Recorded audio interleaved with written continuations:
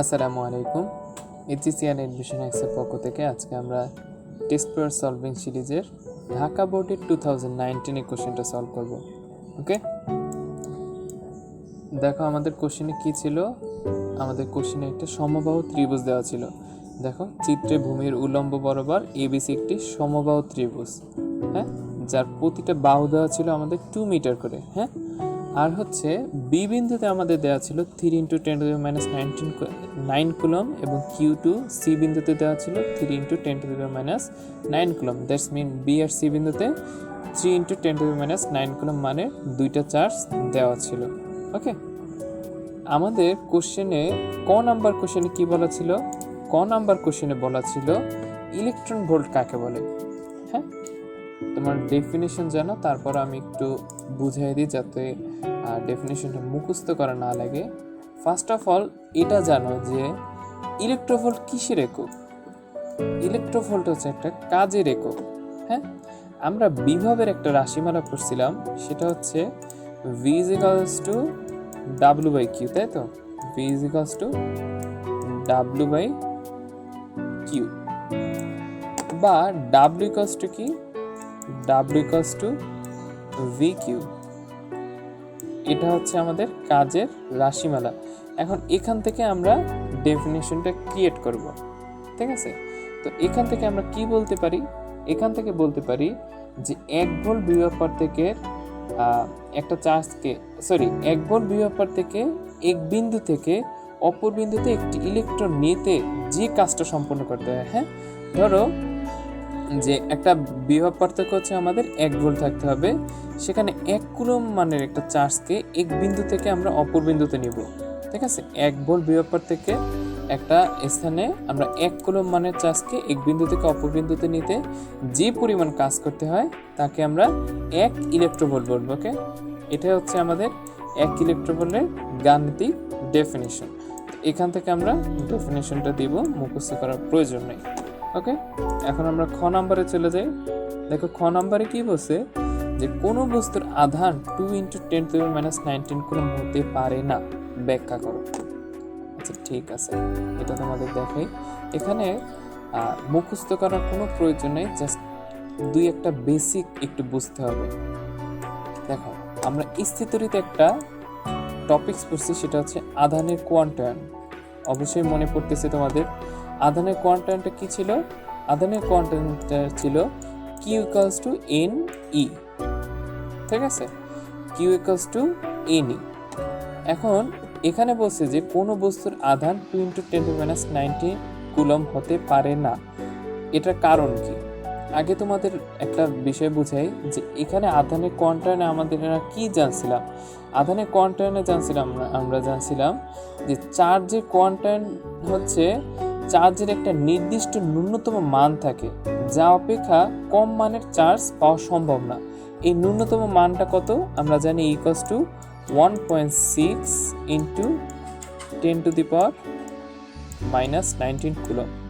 এটা হচ্ছে চার্জেরটা ন্যূনতম মান, ঠিক আছে? এর থেকে কম মানের চার্জ আমরা প্রকৃতিতে পেতে পারি না, ঠিক আছে? এখন দেখো যে কোনো একটা চার্জিত বস্তুতে মোট চার্জের যে পরিমাণ হতে হবে তা এই ন্যূনতম চার্জের অখণ্ড গুণিতক। অখণ্ড গুণিতক মানে হচ্ছে, ধরো এখানে আমি যদি সহজ ভাষায় তোমাদের বুঝিয়ে বলি, এখানে Q = Ne, এটাকে লেখা যায় N =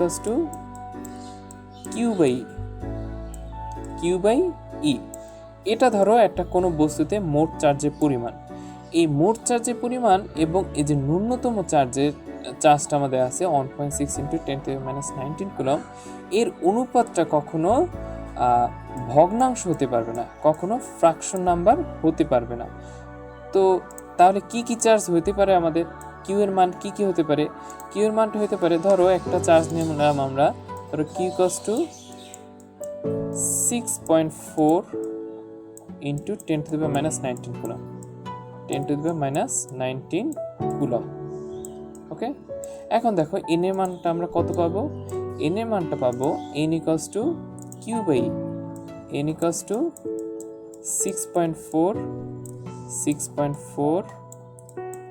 10⁻⁻⁹ মাইনাস 19, তাই তো, ডিভাইডেড বাই 1.6 ইন্টু হচ্ছে 10 to the power minus 19 coulomb. এখন দেখো এটাকে যদি আমরা কাটাকাটি করি তখন এখানে এটা কাটা যাবে, আর 1.6.4 ডিভাইডেড বাই 1.6 হবে, এটার n এর অনুপাত আমরা পাবো 4, ঠিক আছে। এটা কাটাকাটি করলে আমরা n এর অনুপাত কত পাবো, n এর অনুপাত পাবো 4, ওকে। দেখো এটা কাটাকাটি করলে আমরা 4 পাবো, দ্যাটস মিন আমরা n এর মানটা একটা পূর্ণ সংখ্যা পাচ্ছি, n এর মানটা পূর্ণ সংখ্যা পাচ্ছি। আবার যদি আমরা একটা চার্জ নিই n q আমরা যদি নিই ধরো 3.2 into 10 to the power minus 19 coulomb, একটা চার্জ যদি নিই, এখানেও দেখো যে আমরা n এর মান কত পাবো, n এর মান যদি এটাকে যদি 1.6 দিয়ে ভাগ করে দিই, 1.6 into 10 to the minus 19 coulomb থেকে ভাগ করে দিই 1.6 into 10 to the power minus 19 coulomb, okay. দেখো এটা যদি একটা n এর মান হয় তখন n এর মানটা কিন্তু এখানে আমরা পজিটিভ পাবো, ঠিক আছে, পজিটিভ পাবো এবং একটা পূর্ণ সংখ্যা পাবো। পূর্ণ সংখ্যাটা কত হবে, এখানে এটা কাটাকাটি যাবে এবং এটা কাটাকাটি করলে আমরা 2 পাবো, ওকে। তার মানে n এর মানটা আমরা ফ্র্যাকশন পাচ্ছি না, পূর্ণ সংখ্যা পাচ্ছি। এখন দেখো আমাদের কোশ্চেনে যে চার্জটা দেওয়া ছিল, কোশ্চেনে চার্জটা দেওয়া ছিল 2 into 10 to the minus 19 coulomb. এখন দেখো এটা কেন হতে পারবে না, এটা হতে পারবে না কারণ হচ্ছে এখানে যদি n এর মানটা আমরা নির্ণয় করতে যাই যে n equals to q by e, ঠিক আছে, n equals to q by q এর মান কত দেওয়া ছিল, q এর মান দেওয়া ছিল আমাদের 2 into 10 to the minus 19, 2 into 10 to the power minus 19, okay, 10 to the power minus 90 divided by 1.6 into 10 to the power minus 90, তো এই 10 to the minus এটা কাটাকাটি যাবে, 2 divided by 1.6 এটাকে যদি ভাগ করো তাহলে এখানে একটা n এর মানটা ফ্র্যাকশন একটা নাম্বার আসবে, ফ্র্যাকশন নাম্বারটা আসবে 1.24, ওকে, 1.24 সামথিং। এখন দেখো এখানে 2 ইন্টু 10 টু দি মাইনাস 19 কুলমের জন্য আমরা চার্জ পাচ্ছি কত, n এর মান কত পাচ্ছি 1.24, কত পাচ্ছি সেটা বিষয় না, বিষয়টা হচ্ছে এখানে একটা ফ্র্যাকশন নাম্বার আসতেছে। তার মানে হচ্ছে এই যে চার্জটা আমরা এখানে রাখছিলাম 2 ইন্টু 10 টু দি মাইনাস 19, এই চার্জটা পাওয়া সম্ভব না, কোনো বস্তুতে হতে পারবে না, কারণ হচ্ছে n এর মানটা আমাদের ফ্র্যাকশন চলে আসে। আমি আবার একটু রিভিউ করি, আধানের কোয়ান্টাম করছিলাম আমরা q ইকুয়ালস টু n, এখানে আমরা জানছি যে একটা নির্দিষ্ট পরিমাণ ন্যূনতম চার্জ কোনো বস্তুতে থাকতে পারে যা হচ্ছে আমাদের কোনো বস্তুতে মোট চার্জের অখণ্ড গুণিতক। অখণ্ড গুণিতক বলতে আমরা কি বুঝবো, অখণ্ড গুণিতক বলতে বুঝবো যে n এর মানটা পূর্ণ সংখ্যা হতে হবে, n এর মানটা কখনো ফ্র্যাকশন নাম্বার হতে পারবে না। কোশ্চেনে দেওয়া ছিল আমার এমন একটা charge 2 into 10 to the minus 19 coulomb যেখানে n এর মানটা আমাদের 1.24 আসছে, দ্যাটস মিন একটা ফ্র্যাকশন নাম্বার আসছে, তাহলে এই থেকে আমরা বলতে পারি যে কোনো বস্তুতে আধান 2 into 10 to the minus 19 coulomb হতে পারে না। ক্লিয়ার? এখন আমরা গ নাম্বার কোশ্চেনে চলে যাই।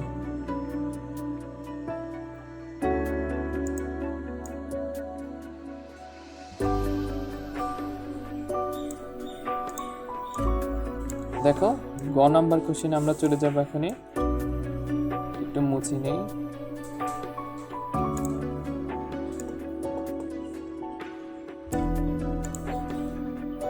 দেখো গ নাম্বার কোশ্চেনে আমাদের কি বলা ছিল, গ নাম্বার কোশ্চেনে বলা ছিল এই বিন্দুতে বিভবের মান কত, এই বিন্দুতে বিভবের মান কত, ওকে। তো আমরা বিভবের রাশিমালাটা কি জানি, আমরা জানি v equals to c into q by r,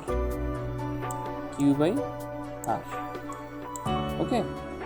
তো এখানে a বিন্দুর বিভব যদি নির্ণয় করতে চাই, ফার্স্ট অফ অল আমাদের b বিন্দুর জন্য b বিন্দুতে যে চার্জটা আছে সেই চার্জের জন্য এই বিন্দুতে বিভব এবং c বিন্দুতে সি বিন্দুর জন্য এ বিন্দুতে বিভব নির্ণয় করতে হবে। তো বি বিন্দুর জন্য এ বিন্দুতে বিভব হবে V BA, V BA equals to C into Q1 by R, Q1 by R.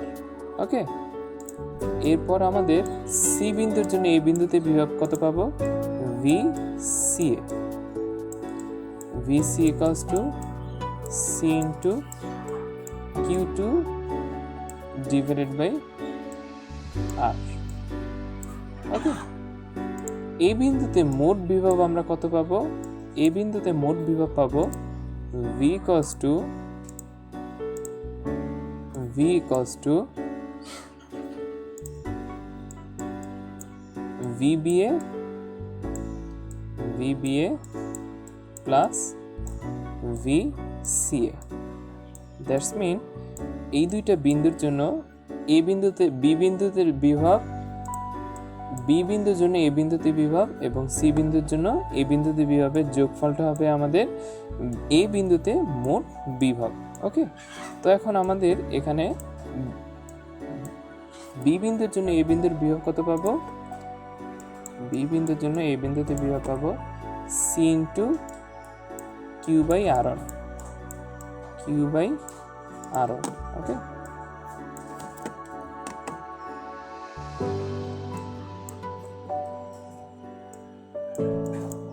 Plus C into, sorry এখানে Q1 হবে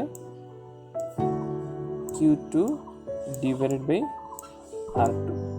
এখন দেখো একটা জিনিস বোঝার, যে এখানে আমাদের দূরত্ব কি সেম ছিল এবং চার্জের পরিমাণও কিন্তু সেম ছিল, ঠিক আছে।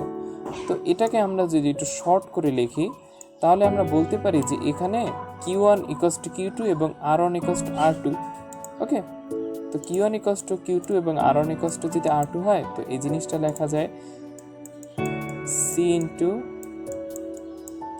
Q by R, Q1 by Q1 ধরলাম যেহেতু Q1 ইকুয়ালস টু R2 মানে sorry Q2 divided by R1 plus C into Q1 divided by R1 বা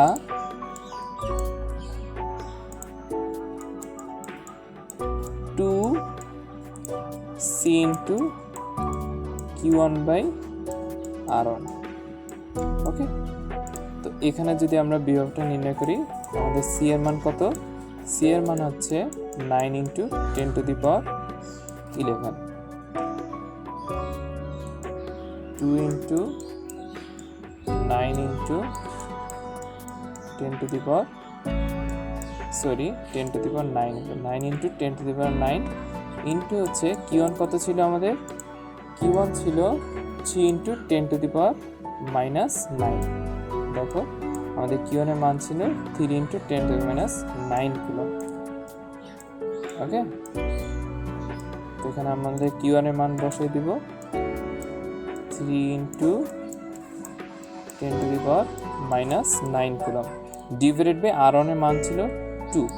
ওকে, এটা যদি ক্যালকুলেট করি দেখো এখানে 2 2 কাটা যাবে আমাদের, আর এখানে থাকবে কত, এখানে থাকবে আমাদের এই যে দেখো 10 টু দি পাওয়ার মাইনাস 9 এবং প্লাস 10 টু দি পাওয়ার 9 এটাও কাটা যাবে, তাহলে থাকবে হচ্ছে 3 ইন্টু 9 বা 3 ইন্টু 9 ইকুয়ালস টু 27 ভোল্ট।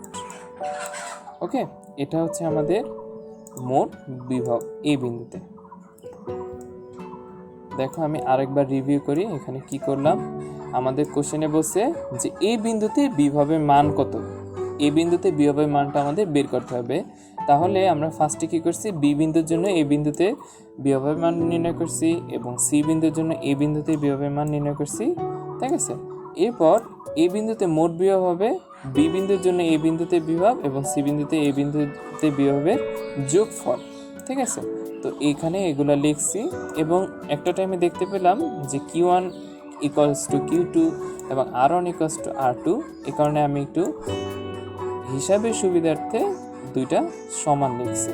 তারপর কি করলাম 2 into C into Q1 by R R1, এরপর আমরা মান বসিয়ে দিলাম। তো সেখানে আমরা বিভবের মোট বিভব পেয়েছি 27 ভোল্ট। ওকে, এটা মুছে দিয়ে আমরা ঘ নাম্বার কোশ্চেনে চলে যাব।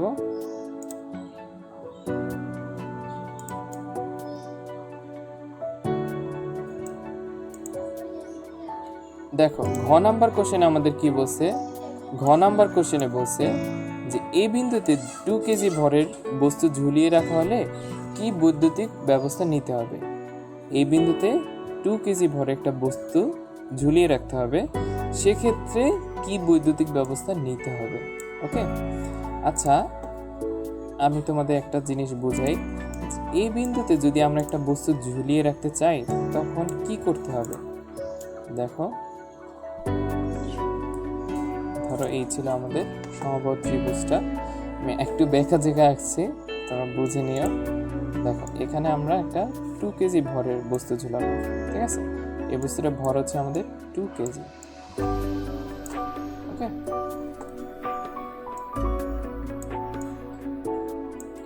এখন দেখো এখানে একটা বস্তু যদি ঝুলাতে হয় তখন ব্যবস্থা নিতে হবে, এখানে বস্তুটার লম্ব বরাবর কই বল কাজ করবে, লম্ব বরাবর mg কাজ করবে, তাই তো। আমি চিত্রটা একটু সুন্দর করে আঁকি তাহলে বুঝতে সুবিধা হবে তোমাদের। দাঁড়াও,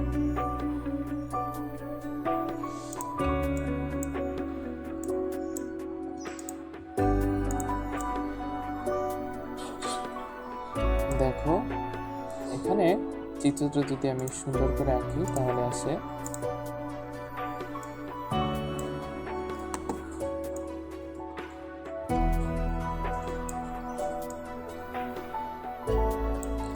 এই বিন্দুতে আমাদের 2 কেজি ভরে একটা বস্তু ঝুলাতে হবে। এখন 2 কেজি ভরে যদি একটা বস্তু ঝুলাই তাহলে এই বস্তুটা নিচের দিকে mg পরিমাণ বল কাজ করবে, mg পরিমাণ বল কাজ করবে। হ্যাঁ, এখন কোশ্চেনে আমাদের বলছে যে কি বৈদ্যুতিক ব্যবস্থা নিলে 2 কেজি ভরে একটা বস্তু ঝুলে থাকবে। দেখো আমাদের বি, এই 3টা বিন্দু কিন্তু দেওয়া ছিল, যেমন এখানে এটা ছিল বি বিন্দু, এটা ছিল আমাদের সি বিন্দু, এটা ছিল আমাদের এ বিন্দু। ওকে, এখন আমাদের বি বিন্দুতে চার্জ ছিল 3 × 10⁻⁹ কুলম, 3 × 10⁻⁹ কুলম, এবং সি বিন্দুতে চার্জ ছিল 3 × 10⁻⁹ কুলম। ওকে, এখন দেখো আমরা যদি একটা বল নির্ণয় করতে পারি, একটা বিকর্ষণ বল এখানে নির্ণয় করি, যে বিকর্ষণ বলটা এই mg এর সমান হবে, দ্যাটস মিন এখানে একটা কিউ পরিমাণ চার্জ যদি স্থাপন করি, একটা কিউ পরিমাণ চার্জ, যেহেতু এই দুইটা প্লাস আছে তাইলে এখানে একটা পজিটিভ চার্জ স্থাপন করি, যে চার্জটাকে এই বি বিন্দু এবং সি বিন্দু একটা নির্দিষ্ট বলে বিকর্ষণ করবে, এবং সেই বিকর্ষণ বলটা যদি mg এর সমান হয় তাহলেই তো এখানে একটা বস্তু ঝুলে থাকবে, তাই তো। তো আমরা ফার্স্টে কি করব, এখানে বি আর সি বিন্দুতে এখানে কিউ পরিমাণ চার্জের উপর বিকর্ষণ বলটা নির্ণয় করব। ওকে, এখন দেখো যে বি বিন্দুতে চার্জের জন্য আমাদের এ বিন্দুতে বিকর্ষণ বলটা কত আসে। বি বিন্দুতে চার্জের জন্য আমাদের এ বিন্দুতে বিকর্ষণ বলটা ধরে নিলাম F1। ওকে, F1, এবং সেটা এই বরাবর কাজ করবে, বি এ বরাবর। আবার সি বিন্দুতে চার্জের জন্য এ বিন্দুতে চার্জটার উপর বিকর্ষণ বল আমরা ধরে নিলাম F2। ওকে, এখন এদের লম্ব বরাবর কি বল কাজ করবে, এদের লম্ব বরাবর আমাদের লব্ধি বলটা কাজ করবে। এই দুইটা বিকর্ষণ বলের লব্ধি বলটা এদের লম্ব বরাবর কাজ করবে, দ্যাটস মিন সেটা হবে এফ পরিমাণ বল কাজ করবে। এখন দেখো আমাদের মেইন কনসেপ্ট হচ্ছে এই যে বিকর্ষণ লব্ধি বলটা এফ, এই এফ আর mg যদি সমান হয় তখনই এখানে একটা 2 কেজি ভরে বস্তু ঝুলে থাকবে, তাই তো। এখন আমরা দেখি যে এই যে লব্ধি বলটা নির্ণয় করবো, এই লব্ধি বলের মান কত আসবে। আমাদের লব্ধি বলের মান আসবে F = √F1² plus F two F square plus 2f1f2 plus 2f1f2 cos theta এখন তোমাদের কাছে আমার কোশ্চেন হচ্ছে এই থিটার মানটা কত? থিটার মানটা হবে আমাদের, দেখো এইটা কি ছিল, একটা সমবাহু ত্রিভুজ। হ্যাঁ, আমাদের এখানে থিটার মানটা কত হবে? থিটার মান হচ্ছে এই যে দেখো f1 f2 এর মধ্যবর্তী কোণ। এটা আমি একটু অন্য কালি দিয়ে লিখি তাহলে বুঝতে সুবিধা হবে। f1 ও f2 এর মধ্যবর্তী কোণ হবে, এটা হচ্ছে আমাদের থিটা। এখন এই থিটাটা কত হবে? দেখো এটা ছিল আমাদের একটা সমবাহু ত্রিভুজ। সমবাহু ত্রিভুজের এখানে এই বাহুটা কত হবে? 60 ডিগ্রি, তাই তো? এই বাহুটা যদি, এই কোণটা যদি আমাদের 60 ডিগ্রি হয়, তাহলে এই কোণটা কত হবে আমাদের? অবশ্যই 60 ডিগ্রি, তাই তো? তাহলে f1 এবং f2 এর মধ্যবর্তী কোণ হবে আমাদের 60 ডিগ্রি। এটাই হচ্ছে আমাদের মেইন কনসেপ্ট। এটা বুঝতে হবে অনেক ভালো করে। দেখো আমরা ফার্স্টে কি করলাম? আমরা ফার্স্টে এখানে এমন একটা চার্জ স্থাপন করতে চাইলাম যে চার্জের উপর এই বি বিন্দু এবং সি বিন্দুতে চার্জের বিকর্ষণ যে লব্ধি বলটা, তা এই 2 কেজি ভরের এমজি যে নিচের দিকে কাজ করতেছে তার সমান হতে হবে, তাই তো? তো বি বিন্দুর জন্য এই বিন্দুতে চার্জ হচ্ছে, বিকর্ষণ বল হবে আমাদের F1, এবং সি বিন্দুর জন্য এই বিন্দুতে বিকর্ষণ বল হবে F2, এবং তাদের লব্ধি বল হবে F, আর এই Fটা হবে এই mg এর সমান। তো এখানে F এর মানটা কত পাবো আমরা? F এর মানটা পাবো f1 square plus f2 square plus 2f1 f2 cos theta.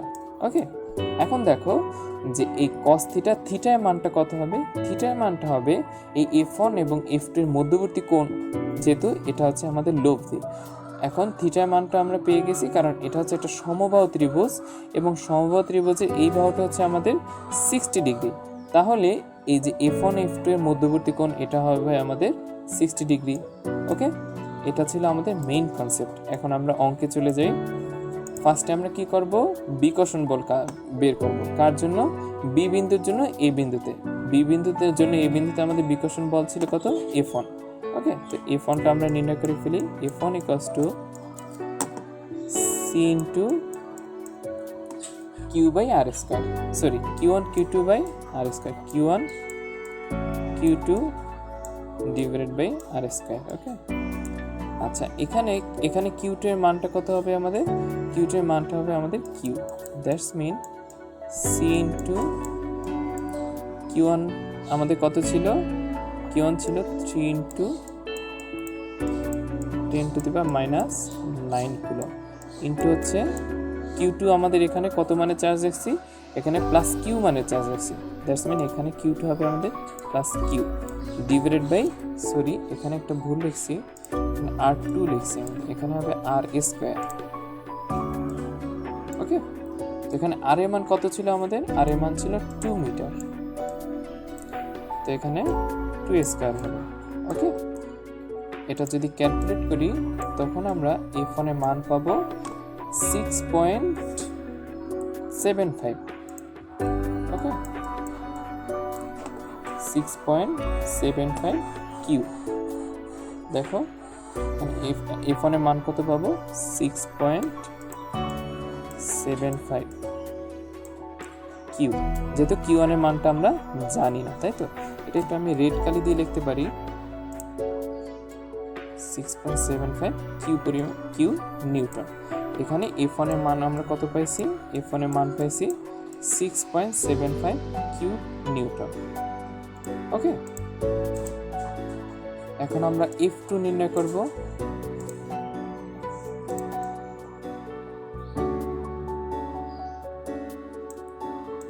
দেখো যেহেতু আমাদের চার্জ সমান এবং দূরত্ব সমান ছিল, দেখো এখানে বি বিন্দুতে চার্জ ছিল 3 × 10⁻⁹ কুলম, এবং সি বিন্দুতে সেম চার্জ ছিল এবং দূরত্ব ছিল সমান।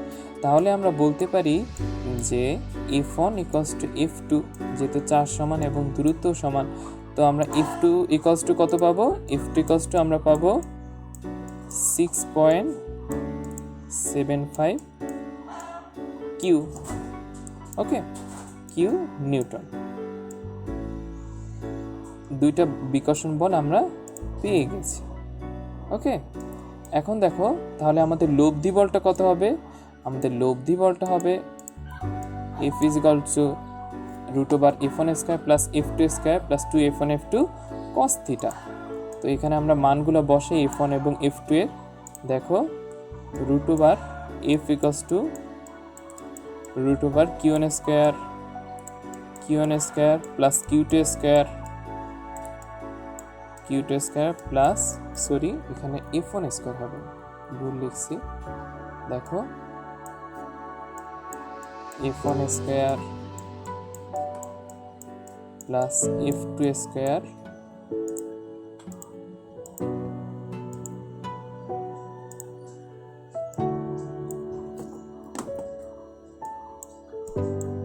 ঠিক আছে, plus 2F1 F2 cos theta plus 2F1 F2 cos কত ছিল? থিটার মান ছিল আমাদের 60 ডিগ্রি, তো এখানে cos থিটা লিখলাম, cos থিটা। এখন F1 F2 এর মান আমরা বসাই। F1 এর মান ছিল কত? F1 এর মান ছিল আমাদের 6.75 কিউ। ওকে, তো F1 এর মানটা আমরা বসাই 6.75। দেখো আমাদের কিন্তু ক্যালকুলেটরের প্রয়োজন নাই এই অঙ্ক করতে। দেখো সময় যত কম লাগানো যায় পরীক্ষার সময়, যেহেতু আমাদের সব অ্যান্সার করতে হবে, আমাদের ক্যালকুলেটরের প্রয়োজন হবে না এই অ্যান্সারগুলো সলভ করতে। 6.75 কিউ হোল স্কয়ার প্লাস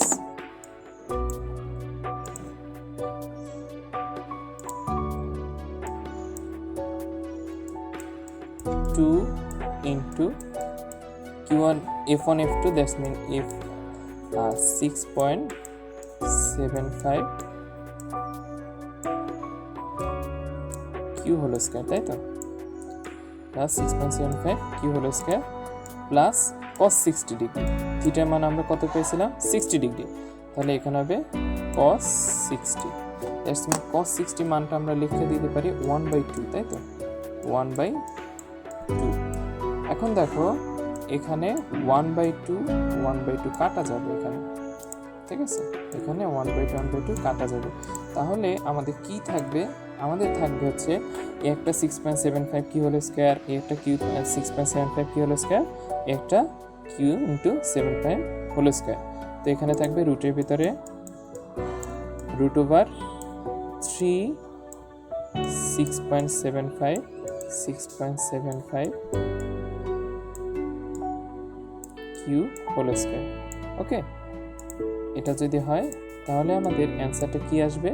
অ্যান্সারটা আসবে বা √3 ইন্টু 6.75